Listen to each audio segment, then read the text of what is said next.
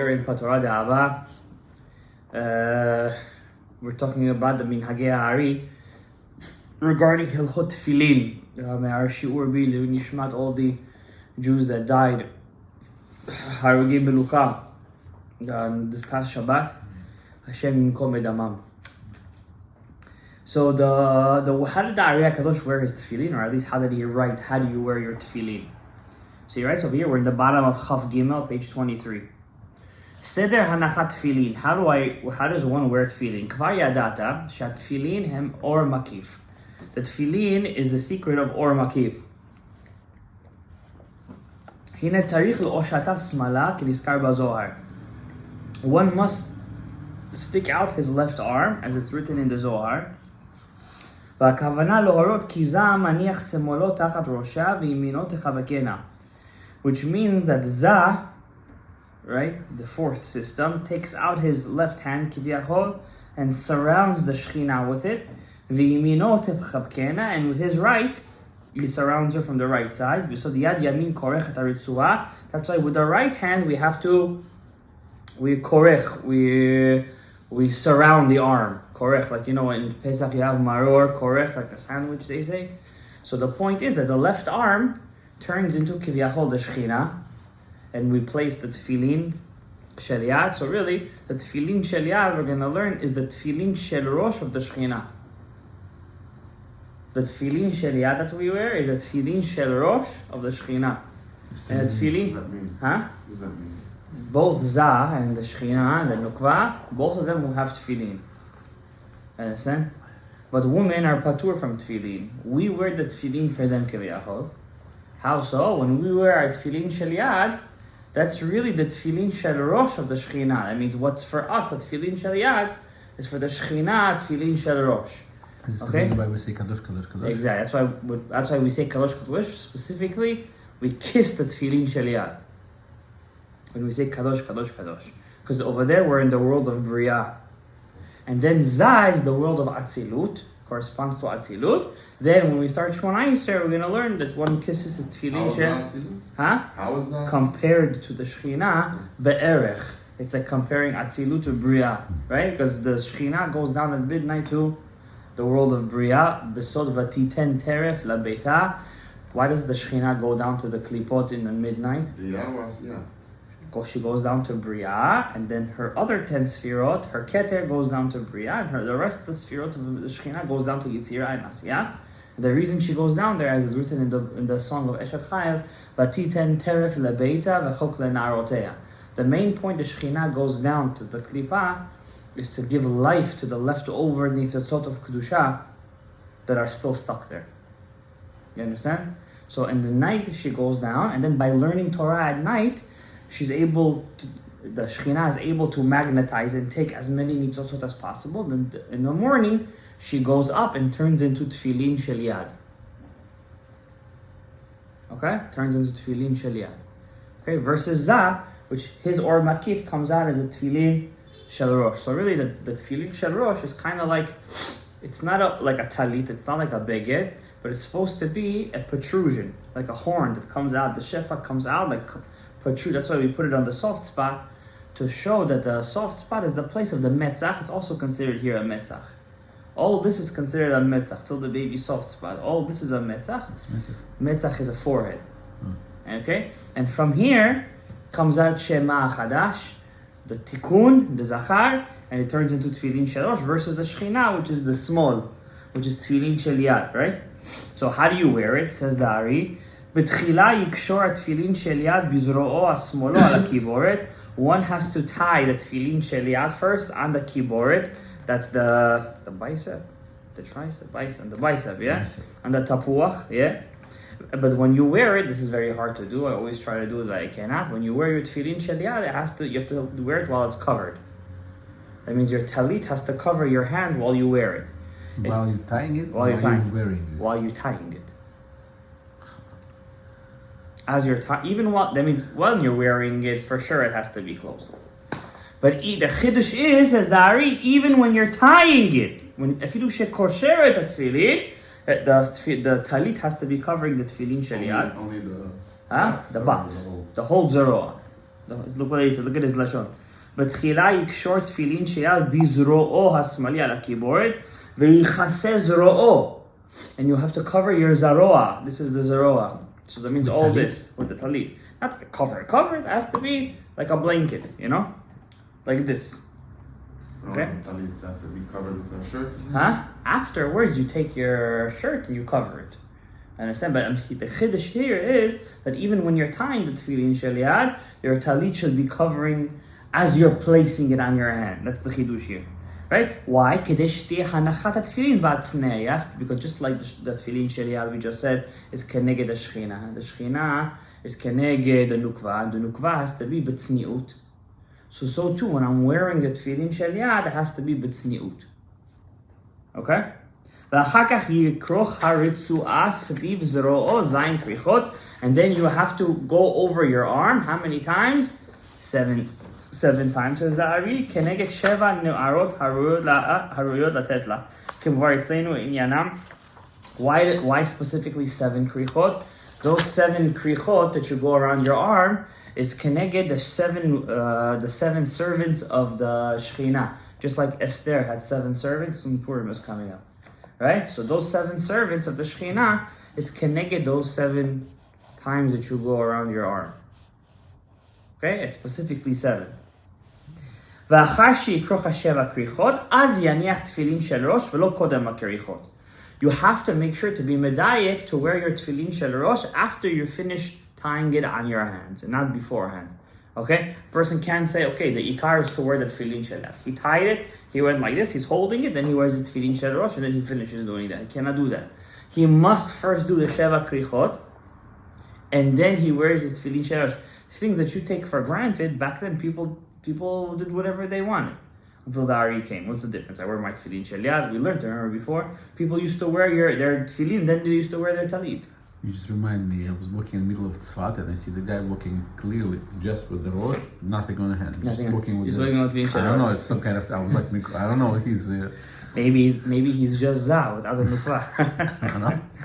I don't know. Well, there is no isur to do that. Right? It was like midday though, in the month of midday. Huh? You get a mitzvah. Of course he gets a mitzvah. He gets 2 mitzvot, midoraita. Right? But the ikar he's talking about in tefillah specifically. I was in Uman and I saw people wearing tefillin at night. What are you going to say about that? That's not that for sure is not allowed. Why? You might say, but according to the Gemara, you're allowed to wear tefillin at night, right? If a person, the Chachamim said it's asur because you might fall asleep with it. Yes or no? But the Ari says, the moment that Rav Chaim Vital writes, the moment sunset came, I saw my Rebbe right away take off his tefillin. He wouldn't allow himself to wear tefillin at night for 1 moment after sunset. What do we see from here? That there could be a pigam by wearing tefillin at night. I was once coming out of the mikveh. One guy, I'm not going to say who, obviously, he comes up to me, he's like, do you know you could wear tefillin all 3 prayers? Shacharit, Mincha, and Aravit. I'm like, no. How are you going to wear it in Aravit? I asked this Mukubal, this rabbi, what did he say? If I'm praying Aravit during the day, you know, some people pray Aravit early, I could wear my tefillin also for Aravit. I said, okay, good luck with that. May you have a minyan. No, I'm kidding.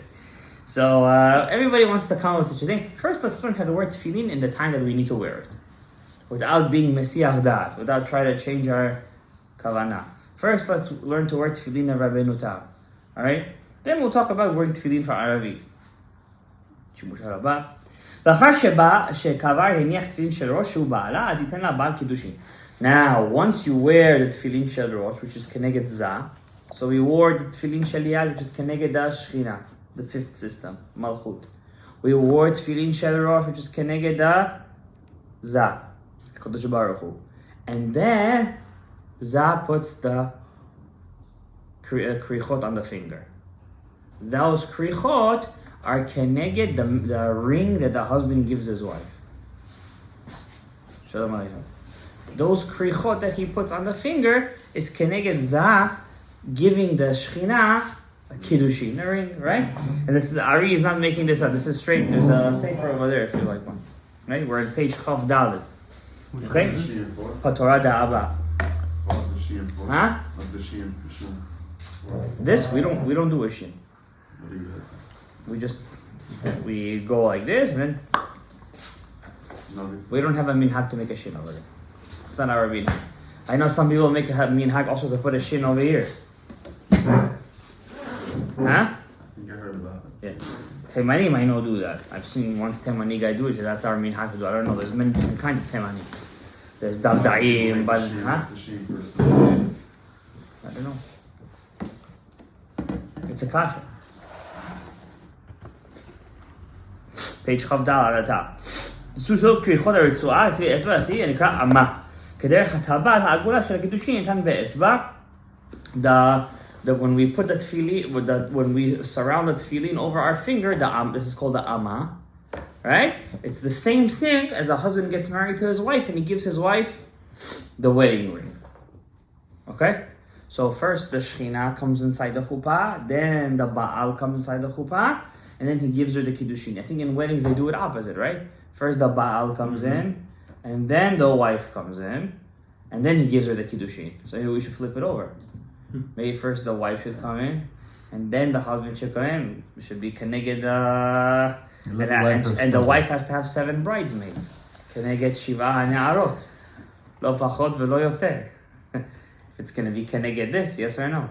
The kasha is, if he's comparing putting the tefillin over the finger to the husband giving a ring to his wife, then how come we have to give it specifically on the etzba? On the etzba. And over here we put it on the amma. I don't know. It's a kasha. Right? Huh? Maybe we should put it on this. Maybe we should put on the exactly. Maybe we should. If it's keneged, I don't know. Maybe it's not shayef. I don't know. We'll see. When you surround the tefillin on your finger, it has to be 3 krichot, 3 surroundings, 3 wrappings. Does it matter who's first? Like, Huh? fingers first or the tzitzit is first? The tzitzit? Which tzitzit? No, tzitzit. Ritzuot. What do you mean? He's saying to put the. The kalash will come in first and then the.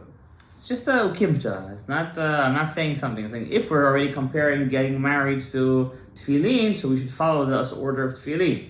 I'm not saying it. That I had the finger first. Did I have the finger first? What do you mean? I don't know. How's the order of tefillin? Za is keneged the rosh.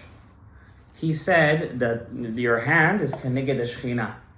You gotta imagine it's your hand as the shechina. You understand? So when a person wore his talit, that's keneged the chuppah, right? We put the chuppah on top. Then he takes out his left hand, then he covers the shechina with the talit, and he wraps, giving her tefillin shel rosh, which is your tefillin shel yad. You give her the sheva ne'arot, and then the Baal comes in, it's your tefillin shel rosh. And after the Baal comes in, then he gives her the kiddushin, and that's the secret of wrapping the finger around the finger 3 times. That's what the Ari is saying here. Our shechina. That's your tefillin shel yad. That's her tefillin shel rosh. That's our tefillin shel yad. This is our tefillin shel rosh.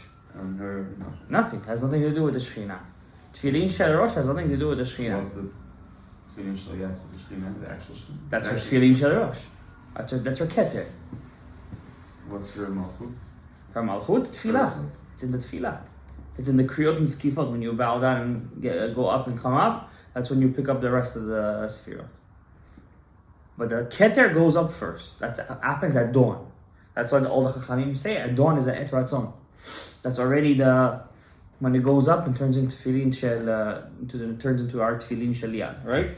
So you have to wrap the tefillin on the 3rd finger, according to the Ari. Hakricha v'perek emtzai. Some people make a mistake. They wrap it on the top, right? It says dafka, the kricha, the first kricha has to be in the middle. This has to be without any tefillin, the top part. So the first kricha is in the middle, right? ושתי בתחתון, המחובר לכף היד, שלא כדבר מתייערים כמובן לראות בפרק התחתון ושיבוש בידם. So then you wrap 2 on the bottom, and it says not like those people who wrap all 3 on the bottom. Apparently it was a minhag of some people to wear the tefillin, when they used to wrap it, they do all 3 on the bottom part over here. The Ari said that's wrong. The first one has to be over here. The next 2, are in the bottom. What's interesting over here, that we don't see anywhere that the Ari used to say there is tichli le'olam.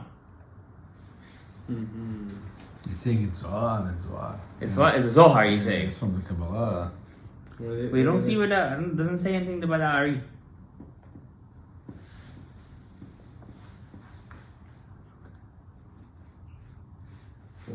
So it says over here something interesting from the book Sefer HaKavanot, Hayashan. It says over here, I don't know what the Rashash says about this, but the book Sefer HaKavanot Hayashan, if you look at the bottom, Chav Gimel, ומה שעושים כריכות על האצבע אגלה לך סוד גדול ויזהר כל אדם באלו הכריכות הרבה ויעשה מעומד.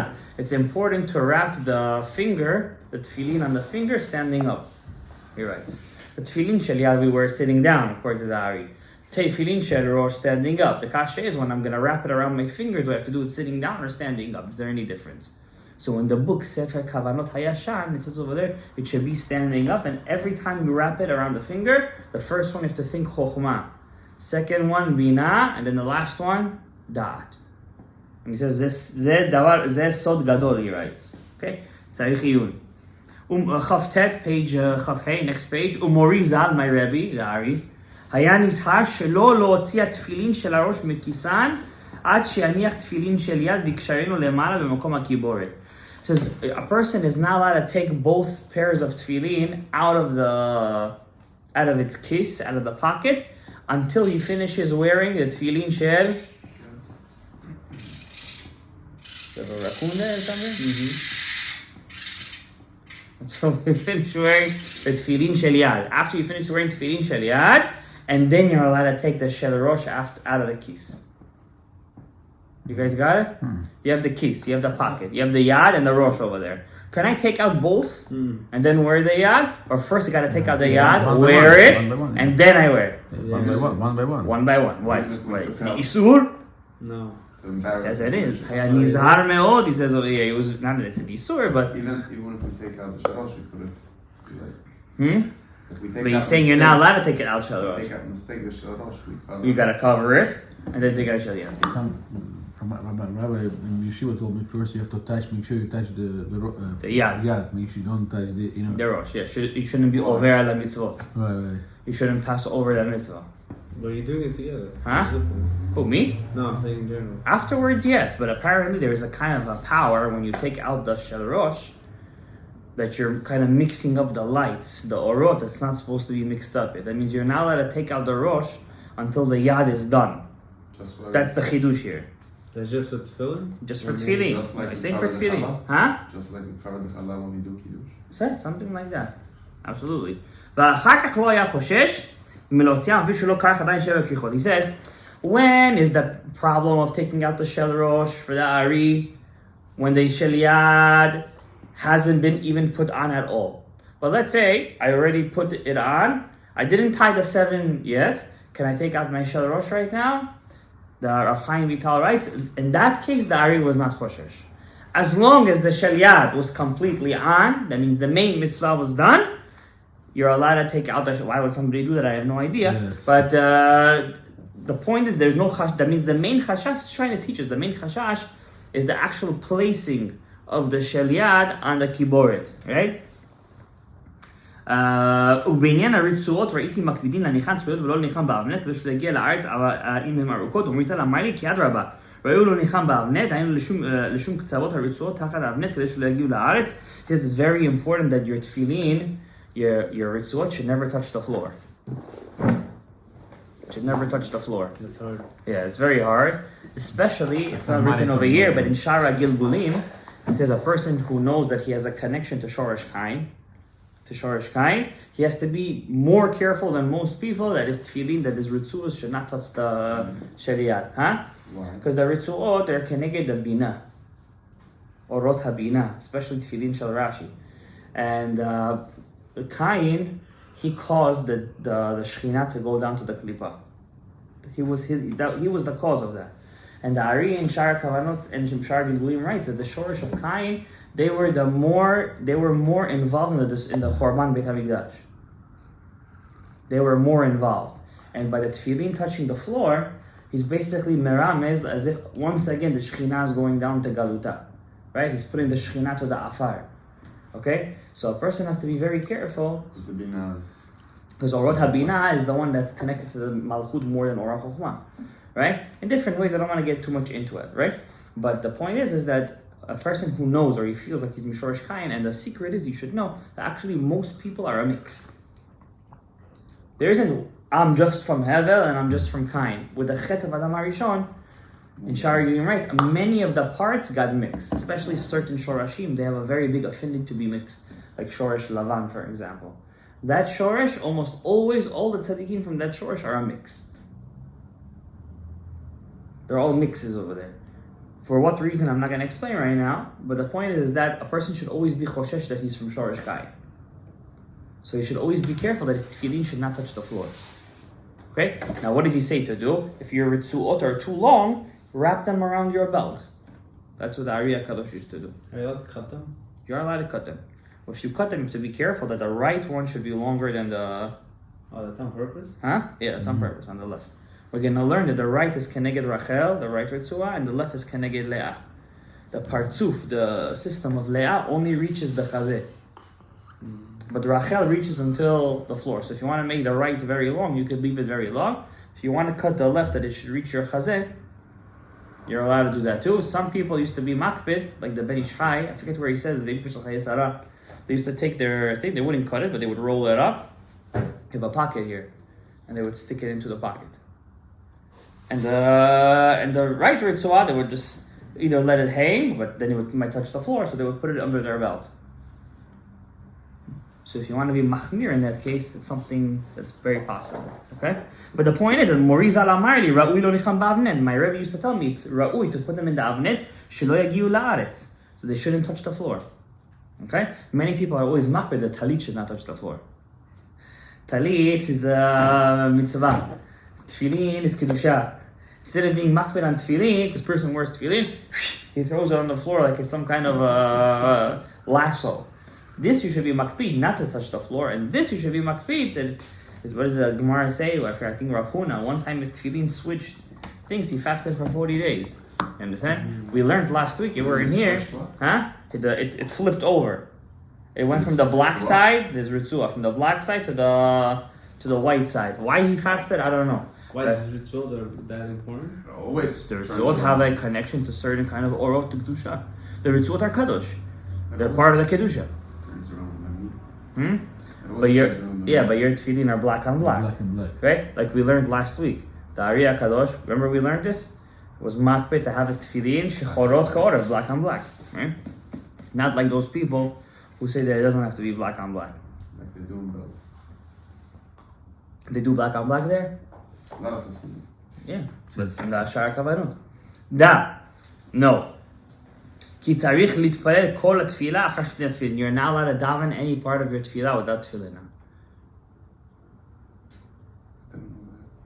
You have to daven the whole tefillah with the tefillin, and after you finished Aleinu l'shabech and al ken nekavelach as tasir the tefillin shel yad meyoshav, then dafka you have to take off your tefillin. Tefillin shel yad must be taken off sitting down, just like you wore it. V'achar kach shel rosh me'umad, then you get up and take off your tefillin shel rosh standing up. V'achar kach tasir hatalit. Then at the end you take off your talit, turn the page. כמו שהנחת טלית קודם התפילין, כך יהיה טלית בראשך עד אחר שתסיר תפילין. Just like you, huh? When you say Aleinu right after Aleinu, you have to take it off? After you said Aleinu and Al, no, he's just saying that you can't take it off before Aleinu. The whole tefillah has to be with tefillin, including Aleinu and Al Kenegavela. That's his kiddush over here. But he's not telling you to take it off. No, he's not taking it off. He's just saying that when you do take it off, you have to take it off the way you put it on. And your talit should always be the last thing you take off. Your talit. Right? We already learned last week that the Ari was very mahir, that the talit should always be on the head.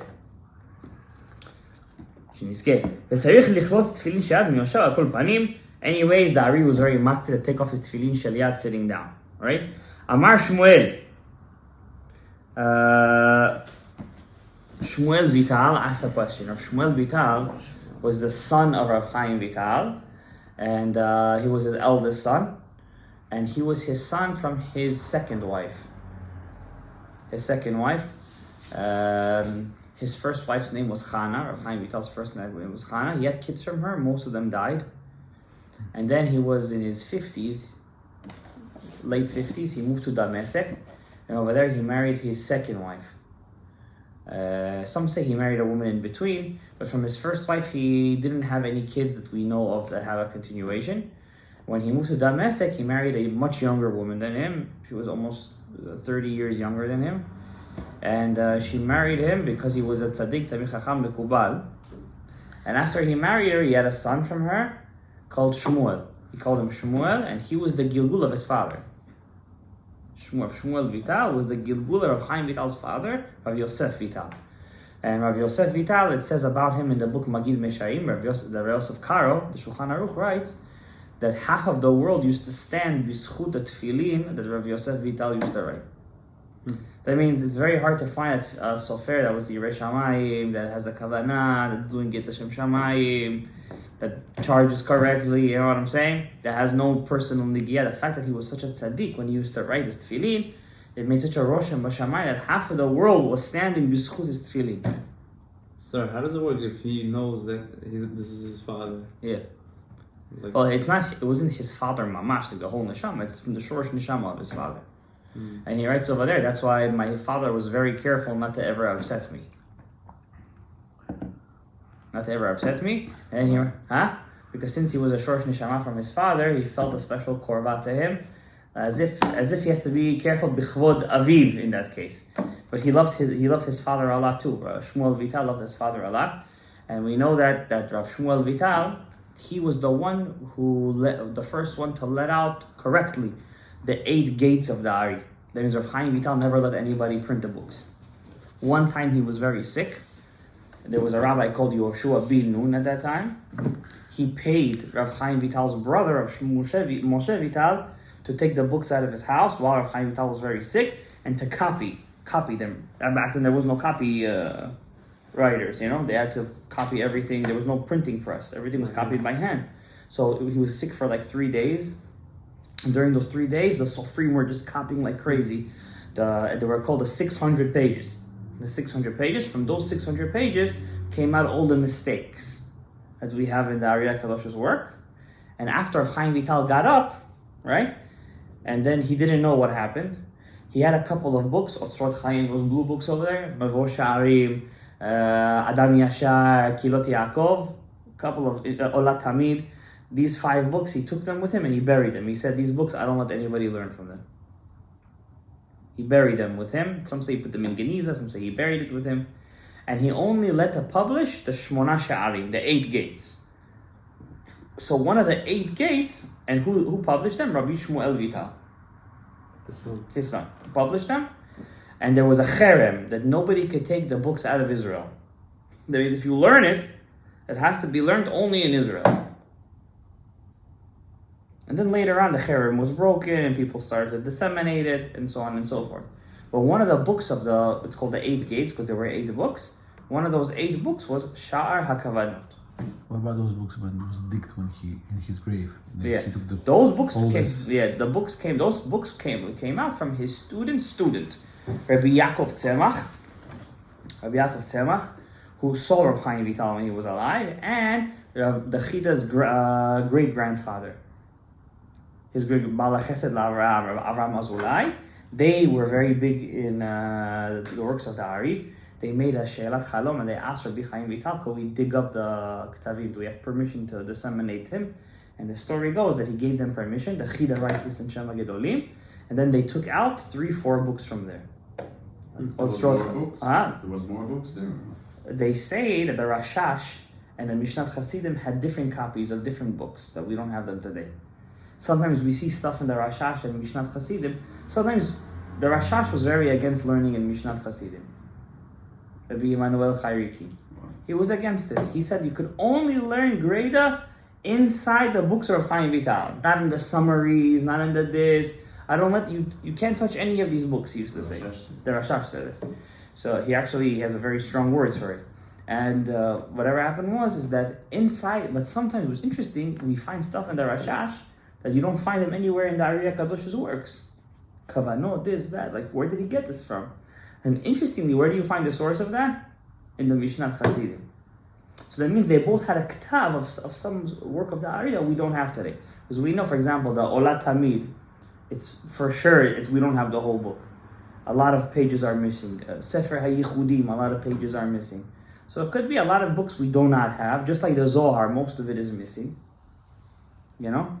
Most of it is missing, but that was the whole point, that everything should come out slowly, okay? Today, in our generation, most of the tikkun is to learn this stuff. Most of the tikkun is to learn Dafka B'Sodot Torah, and only this will sweeten the judgments and bring Mashiach Berachamim. To get to the kavanah, the kavanot, to daven with kavanah, and to learn Torah with kavanah. Not just to do kavanot in tefillah, also to daven with kavanah. Okay? To learn. And to learn with kavanah, for it, to know what's the point of me learning. What am I doing by learning, right? Am I learning just to get some kind of intellectual high? What does it mean I'm doing it for the sake of HaKadosh Baruch Hu? Why do I have to learn something that has nothing to do with why I'm doing Daf Yomi Masechet Nazir right now? What's the shaykhus of Nazir to us today? There's no shaykhus. You understand? It's a mitzvah, but according to many poskim, the mitzvah doesn't apply today.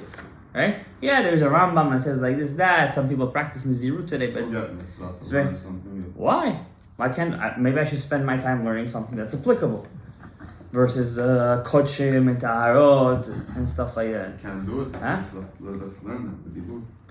Okay, but what's the point of it? If I know I have an hour a day of studying, I'm not in a chinami. If I'm in yeshiva all day, so there's 5 ways to do it. If I'm in yeshiva all day and I have so many hours of learning, okay, you could give some time to that. But if I only have an hour or 2 hours a day to learn, I should give it into Shulchan Aruch or Chaim Yeridea. I should put all my time into knowing Basar v'Chalav, this and that. You know, why should I spend my time learning Gemara? Because we gotta learn all 4 parts. That's what the Ari HaKadosh says. But the person who's not inside the Sod doesn't know this kind of stuff. More than that, sometimes a person's tikkun is only to learn that kind of stuff. That's the chidush. We're going to learn over here, Parashat Eikev, the kavanot of learning Torah, right? A person has to touch all the parts of Torah every single day. Anyways, I just want to finish this. So he says over here, Rabbi Shmuel Vital says, Kashya, I have a question. How could the Rav say to take off the tefillin shel yad before the tefillin shel rosh? But the Shulchan Aruch writes that first you have to take off the tefillin shel rosh, and then take off the tefillin shel yad, and so says all the poskim. ואפשר שדברי רב חולקים על המעריק, רב יוסף קארו, כי מה שכתב להשיא תחילת תפילין של יד, כיד ג' כריכות שעל העץ, אחר כך מסוים תפילין של ראש, אחר כך חוזרים מסוים תפילין מזרוע, זה כתבי המעריק. וזה נראה לעניות דעתי, עמדות העניין, וכן נהגתי אני כל ימי, כי נדמה לי שכן היה נוהג אבא מריזל. So over here, Rav Shmuel Vital hits a bomb. We don't follow this, because the Rashash, they don't follow this. So he says over here, it doesn't make sense to me, right? Rav Shmuel Vital writes. He says, the Shulchan Aruch writes, first you have to take off the tefillin shel rosh, and then you take off the tefillin shel yad. But the Ari HaKadosh seemingly says, take off the tefillin shel yad, and then take off the tefillin shel rosh. Let's make a pshara between. Because first you take off the 3 wrappings on the finger, and then you take off tefillin shel rosh, and then you take off the tefillin shel yad.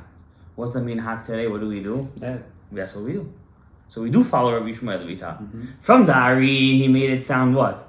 First we take out Tefillin Shel Yad, and then Tefillin Shel Rosh. Why in this case we leave the Pshat Divrei Ari and we go according to what Rabbi Shmuel Vital writes? You follow both? Look what he says here, look his Lashon. He says, this is what I used to do all my life, and this is how my father, Rabbi Chaim Vital, used to do all of his life. So what does that mean? That means sometimes a person learns the Divrei Ari, and he thinks he knows what Ari means. But really, there is a Sod Shabasod. There is that you need to learn the Minhagim, right? So that's what we do today. First we take off the thing, then we take off the Shel Rosh, then we take off the Shel Yad, right? Okay, very good. It's very important to put that right? To make a point of that. And I said the Rashash says the opposite. I made a mistake. The Rashash says like Rabbi Shmuel Vital. Okay, so let's do one more. Binyan tefillin de Rabbeinu Tam. How would the Ari wear tefillin of Rabbeinu Tam? What was his minhag? Da, ki Morizal, my Rebbe, betchila haya maniach tefillin de Rashi v'Rabbeinu Tam beyachad. He would wear the 2 tefillins together, umitpalel shacharit, and he would wear shacharit. כמו שכתוב בגמרא, כי מקום יש בראש להניח בו שני תפילין. As it says in the Gemara, that you have a spot in your head that has room enough for 2 tefillin on it. ובמנחה לא היה מניח אלא רבנו תם. And in mincha, the Ari only used to wear tefillin of Rabbeinu Tam. The other one? Not the other one. How much headspace do you need? Huh? Here? Yeah, it's about this much. Huh? Everybody's head is different, I'll be honest with you. I have one big, one small. Can I wear it together? I don't suggest you to do that. Huh? Didn't that read where Shimush Rabba playing? But what he says, Batchila. What's Batchila? In the beginning. Now remember, the Ari met Rav Chaim Vital. It was at the end of his life. That means, how long did he actually wear Shimush Rabba? That means most of his life he was wearing Rabbeinu Tam during Mincha.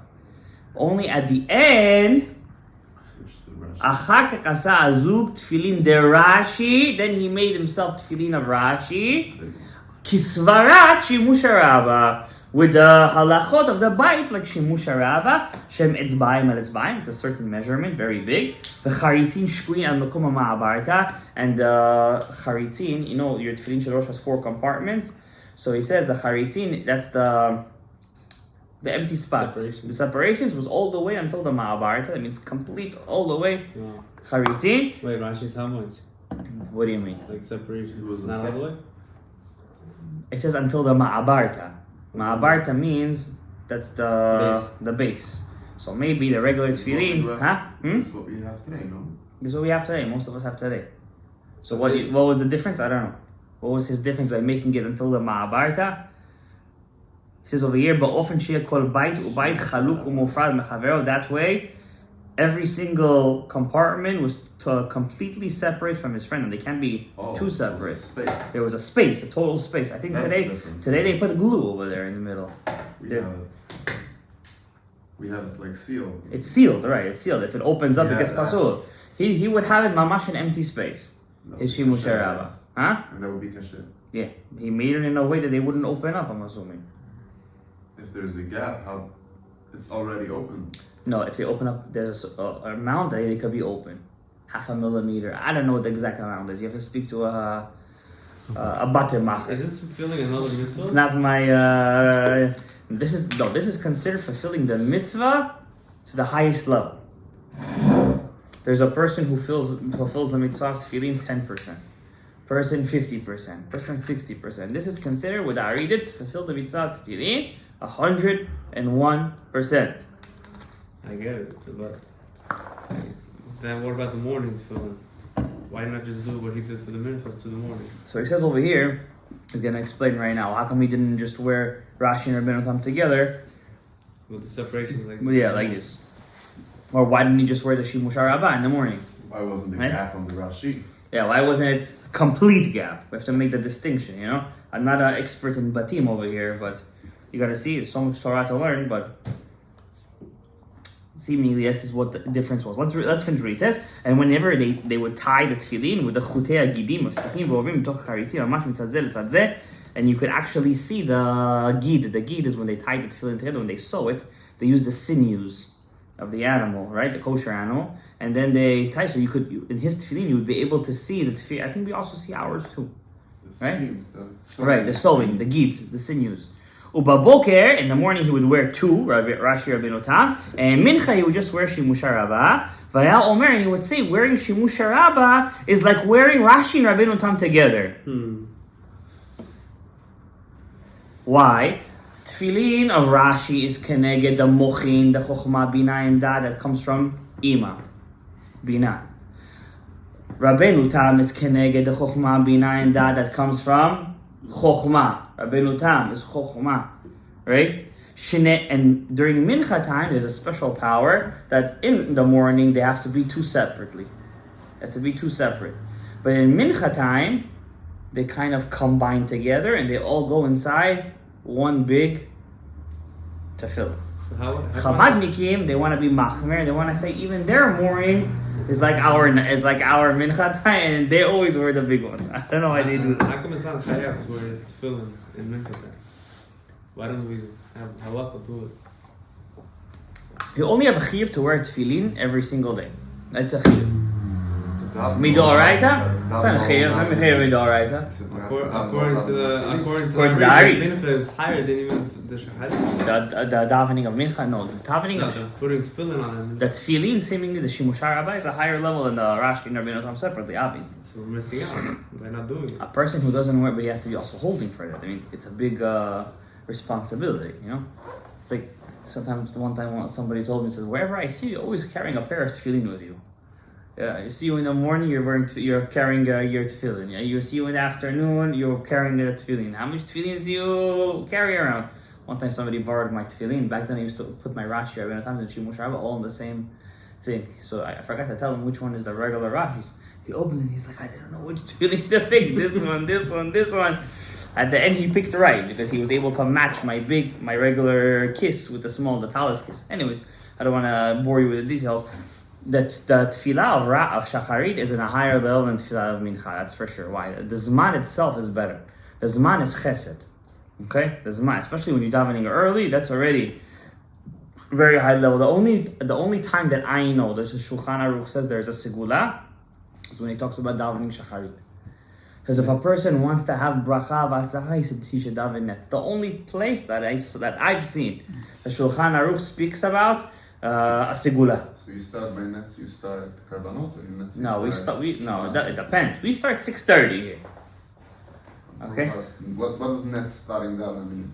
Shmona Karbanot, when do you start? Before. So from when? You have the time to start davening from alot, but you could only wear your talit and tefillin about 30 minutes before netz. How does it connect? He said over here, and your father also said, preferably it's good to wear tefillin from the beginning. Yeah. There's tefillah early. How? You have to go to work later and start on time. So how do you start early?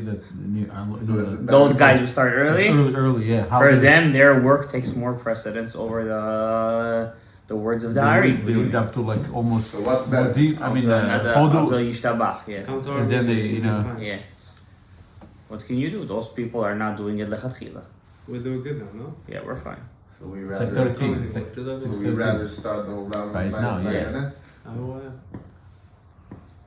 You rather start half an hour before nets, wear your talis and tefillin correctly, and pray the whole tefillah of korbanot until the end, without making the skips, wearing your talit in the middle, your tefillin in the middle. You know, if you do it correctly. The point is that the tefillah of Shacharit is on a much higher level than Mincha, that's for sure. And Mincha is on a much higher level than Aravit. Aravit doesn't have Chazara. There's no Chazara during Aravit. That means it doesn't have Ora Chokhmah. Correct? It only has Ora Bina, which is the regular tefillah shel lachash. But the tefillin of Shimush Rabbah is on a higher level than when I take my Rashis and Rabbeinu Tam's and I wear them separately. That's for sure. Because he says the Shimush Rabbah ole kishnei sevarot yachad. However, I cannot take my. Why wait till Mincha? Because it only becomes one during Mincha. During Shacharit, they have to be worn separately. Why? Because Zah doesn't get his Chokhmah, Bina, and Dat in one shot. First, he gets his Chokhmah, Bina, and Dat from the Bina, from Ima, and then he gets it step by step from Chokhmah, which is Abba. So there's Chabad of Ima and Chabad of Abba.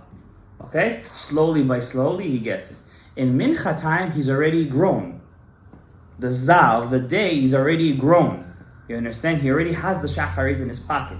Now he just needs to pray the Mincha. Now Mincha is technically just Shmona Esrei. Technically. So he doesn't need the Korbanot, the Hodu, the Baruch She'amar. He doesn't need that build-up. So that means he's on a much mature level. So therefore his tefillin also correspond to his maturity level, which is corresponding to Chokhmah and Bina all in one compartment. Versus the morning, which needs technically 8 compartments. Okay? But I can't switch them. I can't wear my Shimush Rabbahs in the morning technically you could wear them separately in the afternoon, but there's no point of wearing Rashi in the afternoon. No? It's the same thing. No, even when you're learning Torah, according to the Mekubalim that follow the Rashash, there's no point of wearing Rashi tefillin while you're learning Torah. Only Rabbeinu Tam. Shimush Rabbah is Rashi, no? The Gra is opposite that, by the way. Still doing it mitzvah. The Gemara is opposite. What did the Gemara say? The Gemara says you're not allowed to wear your Rabbeinu Tams during the day. Only after tefillah, you wear it for a second, say Shema, and that's it. Oh, everybody's saying It's too much of a high level. It's too much of a high level, yeah. You're not allowed to wear it. Of Saraya de Beletsky was very machbet on that. In his Sefer, he's very machbet to bring down the sheet, even though he was a Rashashnik in every form and way, but he was very also Derech Ashkenaz. He would bring all the Minhagei Agra. For him, Derech Agra was... Right? The Gra had different shita than the Ari in some things, right? Like in Pesach, he wouldn't hold 3 matzot. He would only hold 2. According to the Ari, it's very important to hold 3. Okay, he was arguing with the Ari in certain things, but at the same time, that's this Shorosh Neshama, this is this Shorosh Neshama. Okay, let's finish this thing over here. Okay, the next thing we'll leave for next week. I think this one deserves a demonstration. How would the Ari wears the Tefillin Shel Yad and of Rashi and Rabbeinu Tam. But what do we get from this? What's the summary from all this? The importance of wearing Tefillin of Rabbeinu Tam. Versus what Maran says, that Tefillin of Rabbeinu Tam is just a chumrah. And you have to be b'chasidut to wear it. According to the Ari, that's not true. Tefillin of Rabbeinu Tam is a chiyuv gamur. Is a total obligation. A person must wear Rabbeinu Tam because both shitot are correct. Seemingly, according to the Ari, if a person doesn't wear Tefillin of Rabbeinu Tam, he didn't fulfill his mitzvah of wearing Tefillin that day. So on Bar Mitzvah, you give your son both? He should get both. He should get both. The minhag of the Sfaradim that was for many, many years, or Mazuz brings this down, that kids used to start wearing Tefillin from the age of 11. As long as he knew how to keep himself clean, he already started to give him training in wearing Tefillin. It only became a minhag to give a kid his tefillin on his bar mitzvah day much later. But the minhag of the Sfaradim was always to train kids from earlier on to wear tefillin. And many kids got their Rashis and Rabbeinu Tams together on their bar mitzvah day. Today the minhag became to only wear Rabbeinu Tams if you're holding. You should start the mitzvah. Right? And give it out. It is, slowly. Back then, how many people used to wear 2 small tefillins? Not a lot. One in a town, one in a city. Today, every shul you see, there's somebody wearing two tefillins together. You know what I mean? Sometimes there can be problems with the batim, this and the kashrut, huh? I've never seen. Besides for the Sfaradim, no. I'm talking about by the Sfaradim. Chasidim don't No. The Shita, no? I don't think they even know about it. Send them the shiur. טוב, ברוך ה' לעולם, אמן ואמן. יישר כוח.